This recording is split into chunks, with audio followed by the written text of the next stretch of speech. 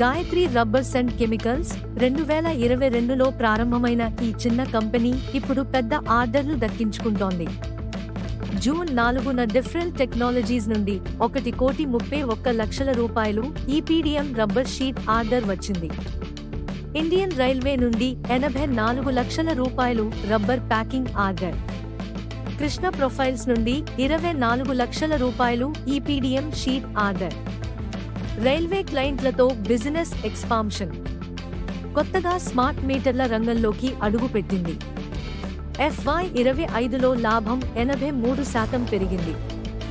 Operating margin 14.7%, ROS 29.8%, EPS ₹4.97.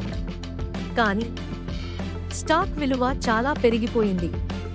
PE 98 నుండి 166 వరకు ఉంది. ఇది ఇండస్ట్రీతో పోలిస్తే రెండింతలు. డివిడెండ్ లేదు. వర్కింగ్ క్యాపిటల్ ప్రెషర్ పెరుగుతోంది. ట్రాక్ రికార్డ్ కొత్తది. రిస్క్ ఉన్నా గ్రోత్ ఉంటే రివార్డు బాగుంటుంది. పెనీ స్టాక్ లవర్స్ కోసం ఇది ఒక సిగ్నల్ అవుతుందా? ఇంకా ఇలాంటి చిన్న స్టాక్స్ అప్డేట్స్ కోసం ఫాలో చేయండి స్టాక్ విస్పరర్స్.